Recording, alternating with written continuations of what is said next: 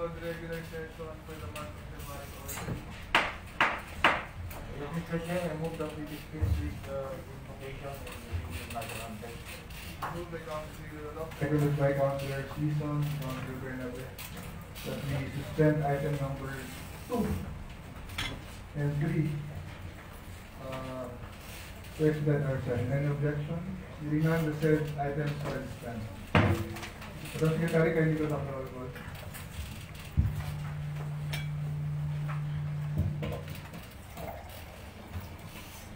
The presiding officer, Vice Mayor Antonio Miguel Perez. Present. The presiding officer pro tempore, Councilor Apolonio Tibacay. The majority floor leader, Councilor Pedro Virado. The minority floor leader, Councilor Oscar A. Buling. Councilor Caroline D. Season. Councilor Michelle S. Segundera. Councilor Joselito O. Contelera. Present. Councilor Verna S. Dirabago. Councilor Provil Iranoy. Councilor Dalia M. De Leon. Councilor Alfred Perez D. Castro. Ex-officio members, liga ng mga barangay president Raul P. Bacay. Ang panlunsod na Federasyon ng Sangguniang Kabataan President Lamberly Bernabe. 13 members of this oldest body responded to the 13 members respond to the call. I now certify the president call room. We will now proceed to this. Approval of the agenda, Madam Secretary, do you have an assigned business? We have 3 unassigned businesses, sir. The first item is the request for a resolution authorizing City Mayor Art Brian C. Celeste to enter into a confidentiality agreement by and between the City Government of Alaminos, Pangasinan and AstraZeneca Pharmaceuticals Philippines Incorporated for the procurement of COVID-19 vaccine. And number 2 is the proposed resolution authorizing City Mayor Art Brian C. Celeste to enter into a contractual service agreement by and between the City Government of Alaminos, Pangasinan and the Peace Aid Enterprises for Comprehensive General Peace Control Services. And lastly is the request for resolution the Borough be endorsing to the Department of Budget and Management Secretary Wendell E. Avisado the request for funding of multi-purpose vehicle, mobile clinic with equipment for COVID-19 testing and other medical services amounting to 12,500,000 pesos. Okay, Councilor at 30. Mr. Chair, I move for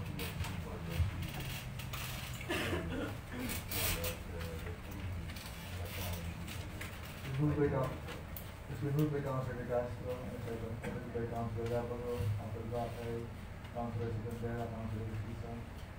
We approve the said agenda given the assigned businesses. May I amendment? Hearing none, the said agenda is approved. Adoption of the journal minutes of our next regular session held on January 12, 2021. Councilor Segundera. Mr. Presiding Officer, I move for the adoption of the journal and minutes of the SP regular session held on January 12, 2021.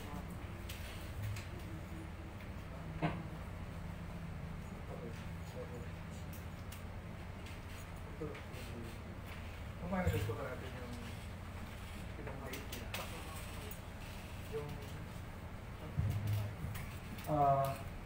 Before we approve the journal of our January 12, we passed a resolution there regarding our request to DBM, an amount of 100 million, consists of 10 projects of 10 million each of the barangay. I believe yes, Mr. Chair, before we approve the June minutes of the regular session held on January 12, 2021, on that matter, more particular, Mr. Chair, may I respectfully move that from that record, the approval of the resolution requesting the DBM for 100 million to be spread out on 10 barangays at 10 million each for a road project. In the meantime, is stricken off from the journal and minutes of the regular session held last January 12, 2021, and instead it be included in the calendar of or the agenda of this August body on January 26, 2021 for some revisions and possible revisions, if there are possible revisions, amendments, and some corrections. So, with that, Mr. Chair, I am making a motion that the said matter be written off on the journals and minutes of the regular session held on January 2021 on that particular subject matter. Before you approve the motion of Councilor Rivera, Councilor De Castro's motion, any second to this motion? Second by Councilor Rivera, Councilor Rado, Councilor Ulacay, Councilor Raloy, Councilor Apolbach, and Councilor Galit de Leon for the amendment of the said journals last January 12, 2021. Any objection? Hearing none, the said journal, the said amendment is approved by the audit body. And then also pending motion by Councilor Rivera to adopt the said journal minutes after the corrections have been made. Any second po? Second by Councilor De Leon, Councilor Rock. Any objection? Hearing none, the said journal minutes, the new journal and minutes, the amended journal and the minutes of our SPA session held on January 2021 for Rivera. Privilege hour. Councilor Rivera. I have two issues. During the public hearing, on the matter of waiving the income payments of the leases of some of our schools,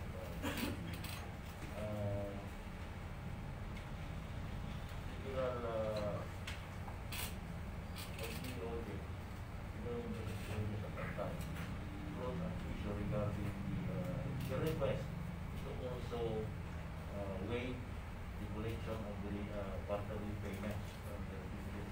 I am not sure what was the exact.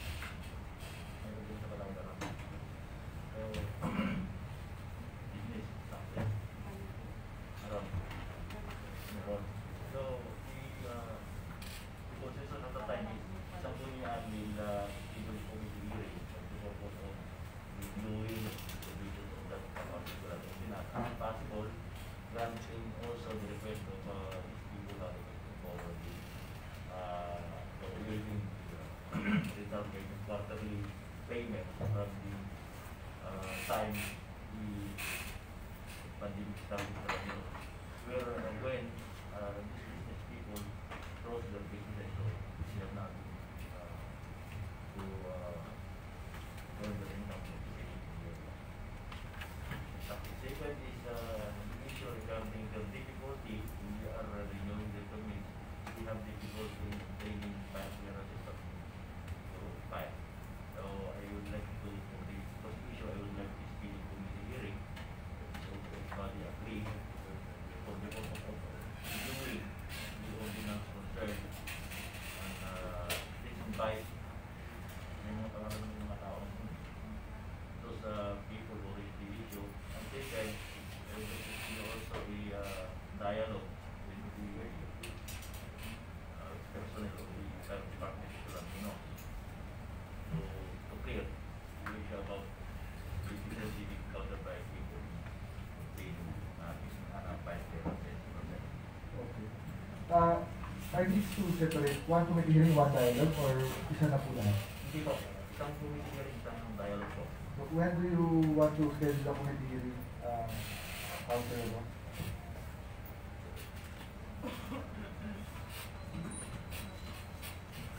January 27 po. January 27, At 10:30 in the morning, and the dialogue po, January 27. January 27, 11. 11 a.m.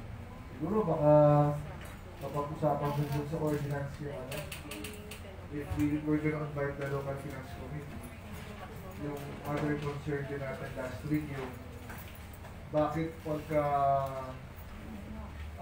may mga nagtatanong o nag-complain ng mga business people na nagbabayad, eh may narinig tayong comments na tanongin nyo yung sale. Kasi everything we're doing is for the betterment of the city, and pangit naman kung para tayo lagi nasisisi sa mga dinadala natin, which is, I think, unfair for our account, because we're trying to do.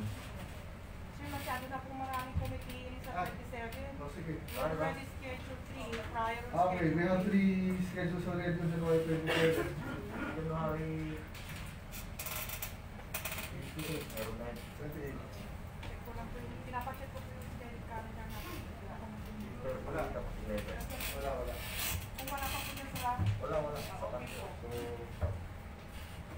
So, for the record, both committee hearings, both of committee hearing dialogue will be held on January 28 instead of January 27. So, please attend. So, I'll wait ng committee on 28. Any other privilege speeches, concerns? May gusto na sa akin letter regarding yung gay warning. Sir, nasa lang. Sa announcements ba? Okay naman. Siguro na naman. Yung dialogue sila yan. So wala na, we proceed to propose resolutions. Yes, Councilor Castro. Part of the privilege hour, may I just reiterate my motion a while ago that the resolution requesting the BBM for the 100 million worth of project to the 10 barangay, which spread out to 10 barangay, be included in the agenda on January 26. Okay, Madam Secretary, kindly include the said resolution on our next regular session. Any others? So, propose resolution sa Madam Secretary. Sige ako na. Propose resolution number 2021-010, request for resolution granting developer's permit to the proposed establishment of gasoline station by iFuel Alaminos Petroleum Corporation pursuant to City Ordinance number 3019-12. May I refer this to the committee on land use or public use? Or is there anyone who wants to sponsor this ordinance? Councilor Patelera, Chairman of Land Use or Infrastructure.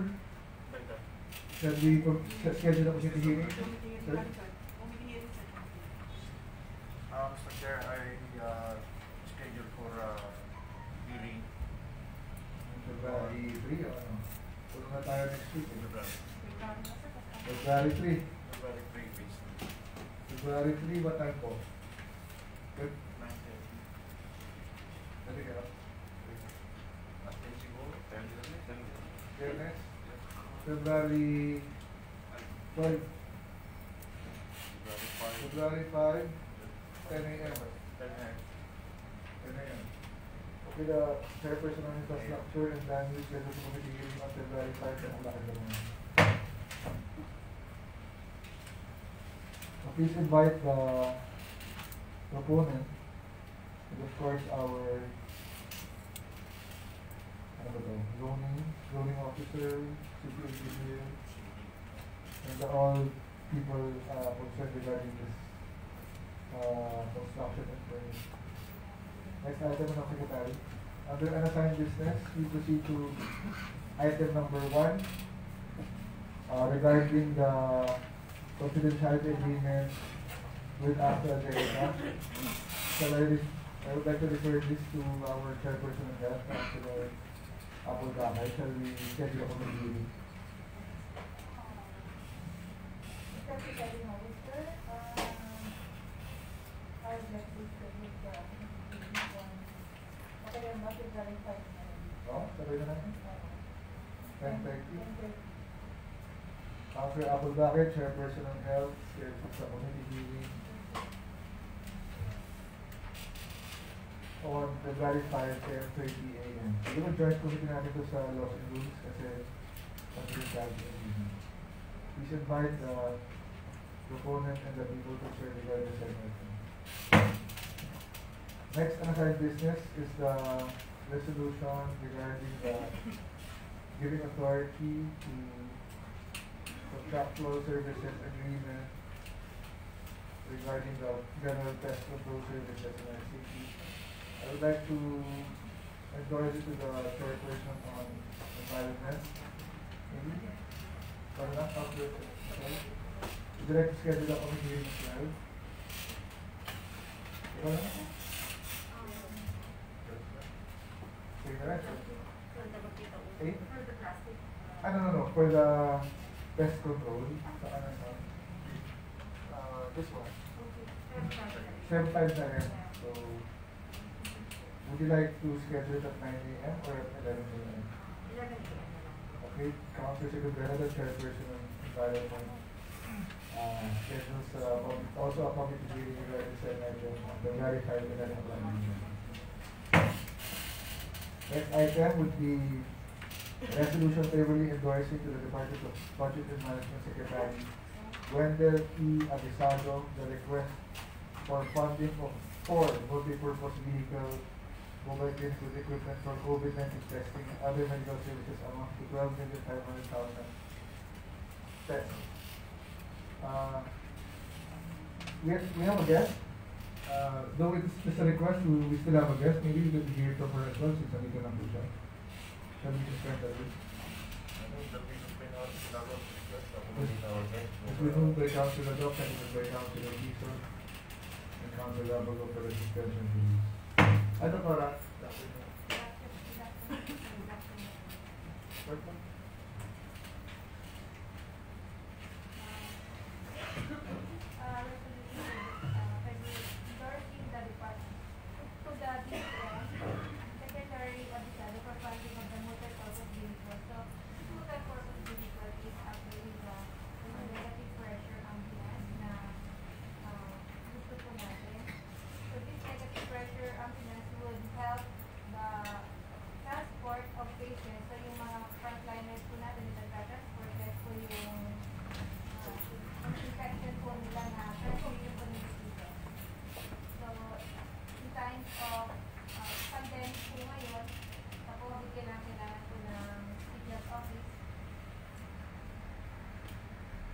Okay. Any questions? Going with the Councilor Joy. So, since nalito lang po si Doktora, para hindi naman mabilis yung kanyang pagbisita, mag-review ng short update sa COVID cases or situation po sa atin dito. Yesterday we have 18 active cases, and today po meron po tayong 9 negative na repeat swab. So, magiging active cases na lang po natin is 9. So, magkakaroon recovery na today is 9.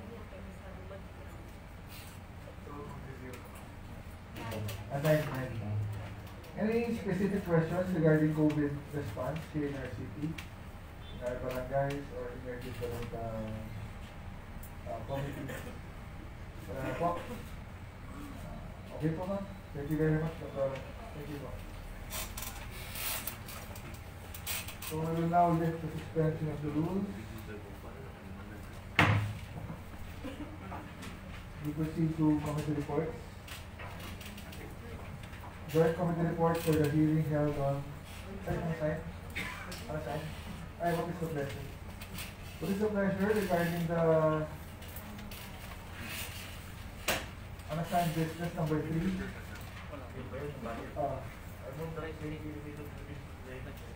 Moved by Councilor Doc, seconded by Councilor Secretary, Councilor Apalbakay, to include the said item in the business of the report legislation. Any objection?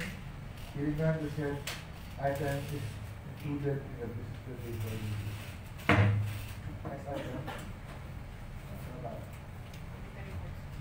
Committee report. First committee report. Ordinance regulating the use of single plastic bags in the city of Marinas, Pangasinan, held on December 7th. Councilor Secretary sa Pagkakas. Mr. Chair, the meeting was conducted on December 7, 2020 at 9:30 in the morning. Present for Councilor Carlos Leon, William Bakay, and Ms. The following resource persons attended the hearing on the Marine Manila staff: Sir Wilson Bamba, Mr. Lislas Masobat, and Mr. Prince Miguel Orenta. The purpose of the hearing was to deliberate on the proposed ordinance regarding the use of single-use plastic and polystyrene materials in the city of Alaminos, Pangasinan. All of the resource speakers welcome the discussion on the proposed ordinance as saying it's necessary in view of the adverse effects that single-use plastics have on the environment. Mr. Camba suggested a strict implementation of the ordinance once enacted, and that stakeholders must be invited to participate in further deliberations thereof. Ms. Manalasta said that the most local governments have enacted their own version of the proposed ordinance, and we should consider certain aspects which would be suitable for the city and its stakeholders that would not adversely affect their operations. Ms. Basova suggested that in preparing the draft ordinance, consideration must be made on RA 9002, which is the Ecological and Solid Waste Management Act of 2000. Viable alternatives to plastic use must be seriously considered to strike an ecological balance, which may result in high dependency on paper products. Recommendation in view of the recommendations of the resource speakers, the need for an in-depth study to both the ecological, environmental, and economic effects of the proposed ordinance, it is recommended that a second committee hearing be conducted with the presence of the various stakeholders that may be affected thereby. May I request for a committee hearing on February 8, 2021 at 10 in the morning, Mr. Chair. Okay, do we have a draft for this already? May draft naman. Ano yun? Yeah, may I suggest that before we stakeholders, is this a public hearing or just a committee hearing? Committee hearing. So, i-prepare na natin sana yung draft para at least may basehan na sila sa mga comments. So, Councilor Segundera moves for the Commission's Committee report. And the said item be calendared for committee meeting on February 8, 9 o'clock in the morning. Any objection? Hearing none, the said committee report is hereby adopted. And the said item be calendared for this committee meeting on February 8, 9 o'clock in the morning. Next item is the joint committee report for public meeting on January 8 regarding an ordinance temporarily suspending the use of video and other similar machines, devices, causing noise pollution in the city of Pangasinan. Councilor Bernardo. Mr. Chair, the public hearing was conducted on January 8, 2021. Present were Councilor Bernardo and Councilor John. Also present were Councilor Marisa Tabak and Governor Council President Marcel. The proposed ordinance stems from the Government Order Number 125/2020, issued on June 20, 2020 with the title Adopting the Basic Education Learning Facility Plan for School Year 2020-2021 in light of the COVID-19 public health emergency, providing among others the use of e-learning or online platforms as alternative to face-to-face classes. Consequently, on October 7, 2020, the DILG encouraged all LGUs in their respective ordinances for each to assess the rules and regulation and the use of this offer that may cause disturbance during online classes. In response to the above order under which the city government of Alaminos foresees the necessity to regulate the use of sound producing devices, which may cause disturbance of online learners and the community as a whole, given the restriction of the video learning. Meanwhile, the committee advised all concerned that since the proposed ordinance is on its deliberate process, the nuisance ordinance City Ordinance Number 2006-14 will be concerning to reset or audit any annulment that will cause disturbance or inconvenience to our e-learners and online transport learners. In view of the above findings, the committee further moves to the adoption of this committee report and the said ordinance be calendared the second review on the next regular session.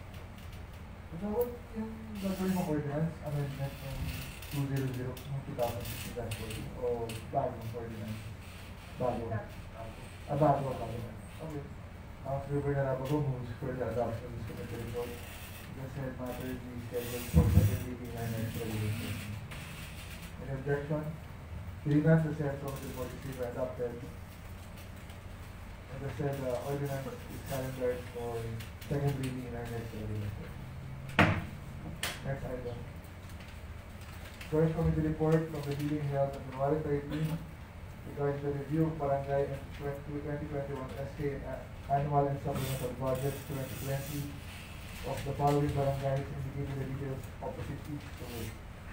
Mr. Chair, as far as we may have been related topic of the report, may I just raise this proposal of the same. Yes, please. And the observer findings, the committee will move for the adoption of the committee report in the same subject matter with the city to the adoption of the resolution declaring valid for therapy study barangay and July. Councilor Locke moves to adopt this committee report. The said item being included in the disciplinary report. Any objection? Hearing none, the said matter is the said committee report is hereby adopted and the said matter is being included in the disciplinary report. Number 4, joint committee report, the public hearing held on January 13 regarding the ordinance amending section 2 of the city ordinance number 2020-19, granting concessions to the rentals of commercial stalls owned by the local government unit of the city of Alaminos, Pangasinan. Councilor Calvin Dizon Season, Chairperson. Yes, Sorry, sir. the public hearing was conducted just January 13, 2021. Present by Councilor Silvio Redo, Claire Narato, Apolonio Bahay, Dario Gulen, and SK President W. Bernabé. Also present were the representatives from tourism office, market section, and the officers and members of Empowered AFCO and the public hearing was called for the purpose of an ordinance amending section 2 of City Ordinance number 2020-19, granting concession to the rentals of commercial stalls owned by the local government unit of the city of Alaminos. The amended section of the above subject ordinance is read as follows. Stalls at People's Food Court and Plaza Vita Braganza, waived for the months of April to September 2020.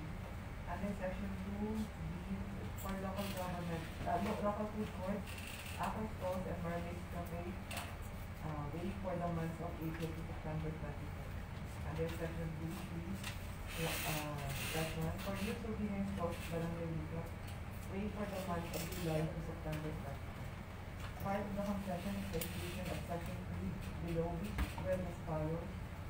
Deferment of rental payment. Rentals of school for the last quarter of 2020 and first quarter of 2021 shall be deferred and be paid by installments starting April 2021 with an additional 20% of the regular monthly rate. In case of non-payment of the monthly rate, the 20% additional for the deferred payment, a 2% interest per month of the amount due shall be added as surcharge or interest.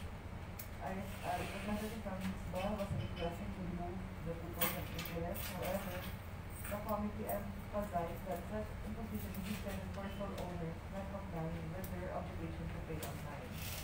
The recommendation, in view of the by-minded, the committee hereby moves for the adoption of this committee report and that the proposed ordinance be calendared for third and final reading under next cycle.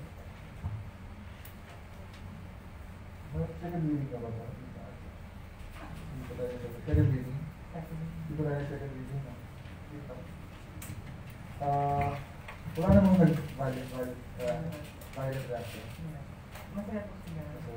Yun Yun po yung 2%. okay lang yun. I-define lang siguro yung 2% interest per month of the amount due. Ano ba yun? Kung di ako nag-bayad sa beginning, yung buong yun. Yung 20%, yung parang naman sa isip, kung hindi sila nakabayad sa price, may 2% na gano'n. Sa isa-isa na natin sa ordinance. So, Councilor Carlo Dizon Season, Chairperson ng Tourism, moves for the adoption of the report. Set item the calendar for second reading and next regular session. Nag-draft na naman. So, any objection? Okay lang, second reading. Hindi pa tayo tapos ng second reading. Any objection? Flash mo, no? So, we can calendar for second reading. Proceed. Second reading. Next, please. Any objection? Hearing none, the said committee report is hereby adopted, and the said item be calendared for second reading. Next, in our next regular session. Next item. Next item is New business, business of the day.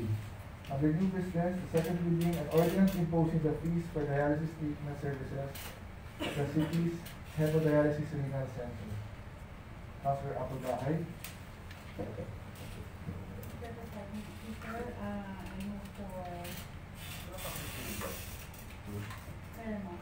Tapos na ba? Oo. Next time. Banggitin mo ulit ako. Yes. So before I recognize the chairperson of health, I would like to put on the record yung mga comments or input by different or different colleagues in the body regarding the said ordinance. So kindly help if I miss something. So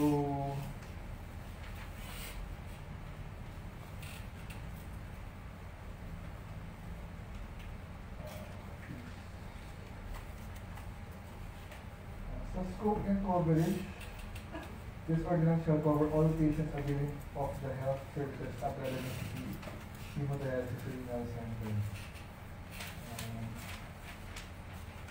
Under section 5, under section 4, kindly include under PCSO yung PhilHealth, specify doon yung Philippine PhilHealth. And under section 5, the rate of the dialysis treatment service fee. So at new, meron tayong 3,250, reuse 2,600, PCSO 2,600, charge to PCSO.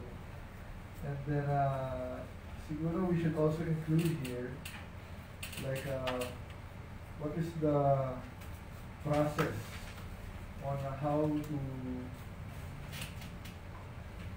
policy and condition of how paano yung pag charge sa PCSO, paano pag charge sa PhilHealth, ano po yung mga kailangan nilang i-submit at ano yung parang timeline na kailangan nilang sundin within a certain number of days para hindi naman masacrifice yung services natin doon sa client natin o doon sa kababayan natin.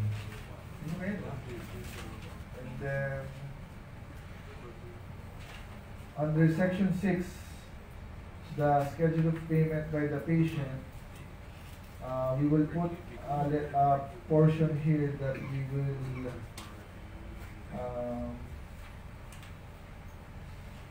part of the requirements of availing of a discount is one is the barangay certificate of indigency, second is the CSWD case study, and it's a proper endorsement na pwede siyang bigyan ng discount. And that's all. And then with regard to discounting, maybe also under section 5, we should include yung sa possible discounts na pwedeng ibigay ng ating local government unit. We should specify that instead of an open number, we should put that the discount is limited to a maximum of 30% for Alaminos residents. So it is also clear that clients from other parts of Pangasinan or any part of the Philippines or anyone can also avail of our services but will pay the full amount. Only the residents of Alaminos will be prioritized for the given discount of a maximum of 30%. And then, sorry, section 7 pala yan. Section 7 pala yung discount and cost sharing. Doon na lang yung discount. And then we should also include another section, lastly, of creating a screening or evaluation committee that would take care of the patient of who should get who gets prioritized or who gets the discount, specifically given by the LGU. So of course it would be chaired by our city mayor, and then our members would be the city health officer, and then of course our CSWD officer, and then two Sangguniang Panglungsod members, specifically the chairperson on health and the chairperson on social welfare, to be part of that screening committee. But the city mayor can still also include the different heads that he wants to be part of that screening committee. So, did I miss anything, my colleagues? So those are the items that we would like to include. Actually, it is already written down, finalized naman natin. So, any po, gusto natin dagdag on the second reading, ito pong sa ating dialysis treatment center. So, kung wala na, Councilor Apolacay. And for third and final reading, for the next deliberation. Okay, so after all the deliberation, all suggestions on the second reading, Councilor Apolacay moves to adopt those corrections and to calendar the said ordinance for third and final reading in our next regular session. Any second? Seconded by Councilor Adot, Councilor Bernabe, Councilor Apolacay, Councilor Secretary, and Councilor De Leon. So, any objection? Hearing none, the said amendment discussion, hearing none, the said ordinance is calendared for third and final reading in our next regular session. Okay, next item, number 2 under new business. Second reading regarding the resolution authorizing City Mayor Art Brian C. Celeste to enter into a new memorandum of agreement by and between the local government unit of Alaminos City, Pangasinan and the Pangasinan State University, amending the previous MOA entered last 14th of December 2009. Madam Secretary, will this be the working title or ito na talaga yung Just the working title. a working title? May bago na po title. But you have what is the new title you were mentioning? Can you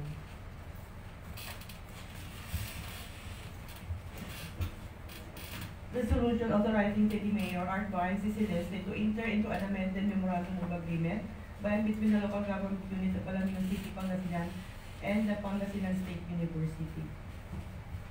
Ano ba binasa ko? Ano ba binasa ko? Yan. Yes, sir. Yan yung bago? Hindi pa napalitan mo. Ay, di pa. Meron pang bago? Yun yung working title natin, sir. Okay. So, to give the body a background, we had the first committee hearing regarding the said proposal of PSU. And then certain issues were brought up, such as number 1, for the old memorandum of agreement, we should consider the donation of the heirs of the said property. Number 2, the manner of donating the said properties to the PSU. Though we understand the need of this donation, there was a proposal by one of our colleagues to donate it piecemeal or one by one upon the need arises of the said university, so that we could maximize the properties of the city of Alaminos. And number 3,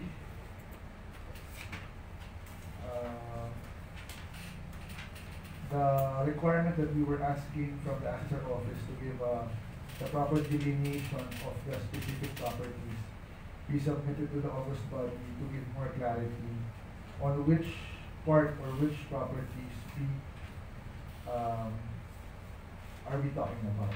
So, but last session we already discussed let us go away with the deed of donations regarding the properties for the meantime and focus on the item that regarding the said payments. So as of now, since Councilor De Castro, would you like to help me, yung sa payment? Because I believe that we are, it is the PSU's obligation to be paying 30% of the tuition fees to the city every year. But since the Free Tuition Act has been already passed, it is impossible for them to reach that, and it will already lose its purpose. So there was an agreement that the PSU would give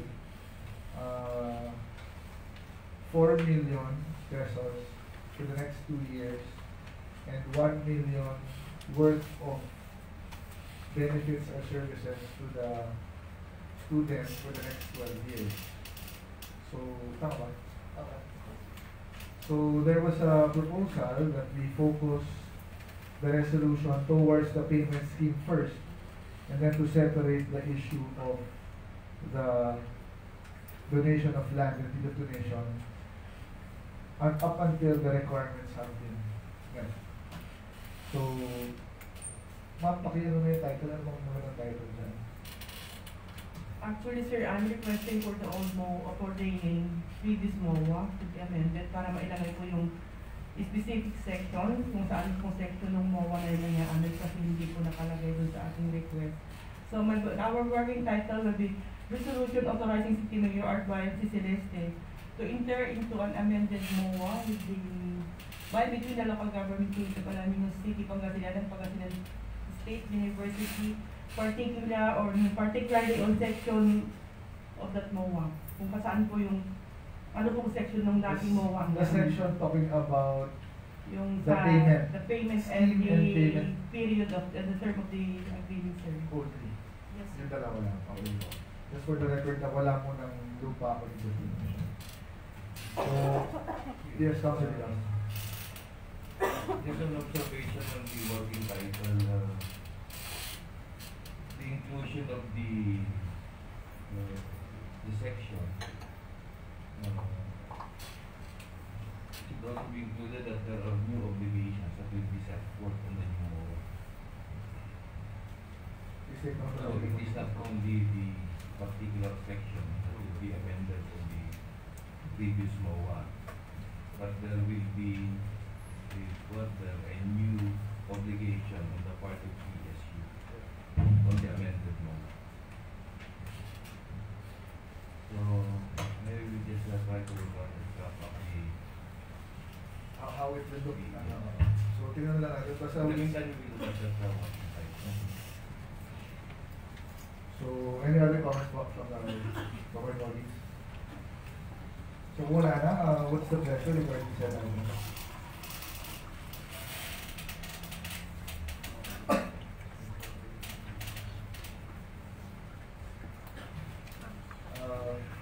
Ano ba ito? Pwede natin i-approve na? Approve na natin. Pwede na.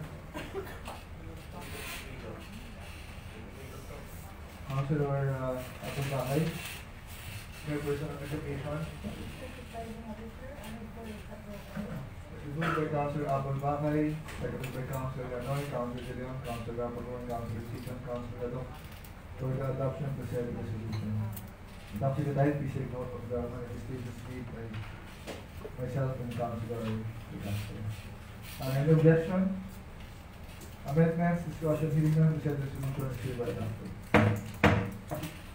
Next item, third and final reading.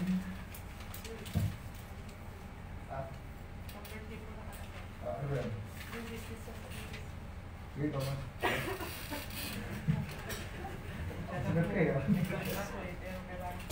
So the next item is the resolution favorably endorsing to the Department of Budget and Management Secretary Glenda T. Abisado the request for funding for multipurpose vehicle, mobile clinic with equipment for COVID-19 testing and other medical services amount of 12,500,000 pesos. Since it's ambulance one? Yes, sir. Ambulance, help. Moved by Councilor Doc, and seconded by Councilor Rapago, Councilor Season, Councilor Ranoy, also Councilor Sigondera as chairperson of CBRRM for the adoption of the said resolution. Any amendments? Hearing none, the said resolution is hereby adopted. Next item. Resolution declaring valid and operative as a whole the barangay budgets mentioned under committee reports item number 3.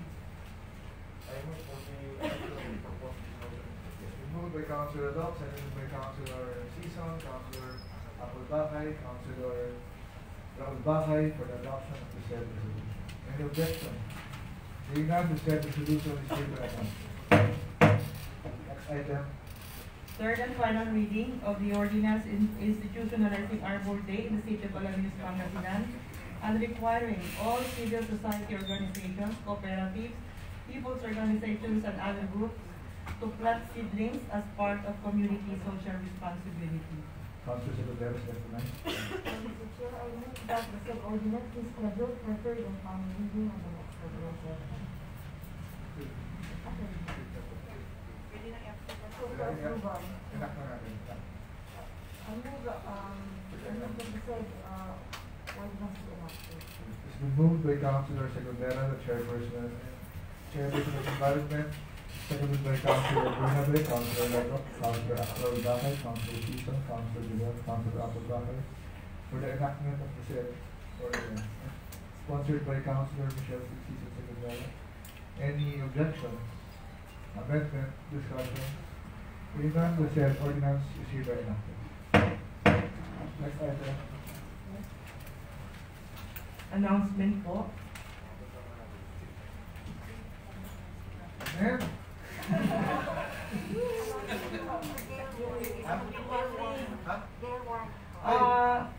Announcement po. We have received, just recently, kanina lang po, natanggap namin yung sagot ng ating PC Coast Guard sa resolution number 2020-07 from Captain Ben Adelardo C. Pacheco. Inviting our city mayor for a dialogue regarding the content of our resolution number 2020-07 dated January 7, recommending to the Commandant of Philippine Coast Guard to base the suspension of motorboat trips carrying passengers to Hanot Island National Park from actual weather conditions in the area and not from gale warning based from La Union Open Sea. I-invite ko sa ating city mayor for a dialogue on January 21, 2021 at 10 o'clock in the morning at the headquarters of Coast Guard District Northwestern Pangasinan, Northwestern Luzon, City of San Fernando, La Union. So, may pupunta ba from our SP Council? Punta ka. Try ko rin mag-attend. Sa lahat po na gustong sumama, this will be on the 21st, on Thursday, 9 o'clock in the morning in La Union. Para once and for all, makausap na natin ano pa talaga pwede mangyari dyan.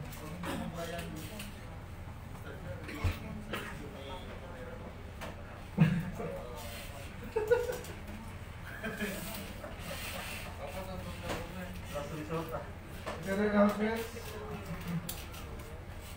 Our last announcement. Our advance happy birthday greetings to our honorable presiding officer and City Vice Mayor Mr. Antonio Ligaluay Perez, who will celebrate his birthday on January 24, 2021. Thank you, thank you, thank you. Happy birthday to you. Happy birthday, happy birthday. Happy birthday to you.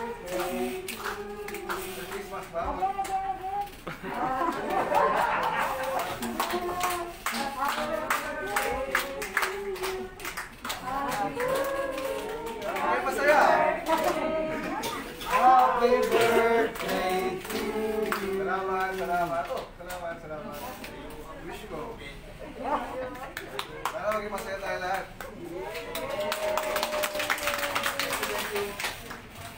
Thank you very much po sa isang bagbati. Any other kainan ng ilawin? Ha? Hindi ako, hindi ako. Nagdadanahan. Nakapukok sa tuwa. Salamat. Dito din po yung TDI ko. Any other announcement po, mga kasama? Councilor Jojo, any announcement? Wala naman? So, Councilor Robert Ranoy, do you have a motion? Ha? Can we adjourn, Councilor Ranoy? If there are no more questions on matter to discuss, Mr. Chair, I vote for the adjournment of our session. It has been moved by Councilor Ranoy, seconded by Councilor Doc for the adjournment of the session. Nakapag-disang ko na po sa regular session. Maraming salamat po. Thank you.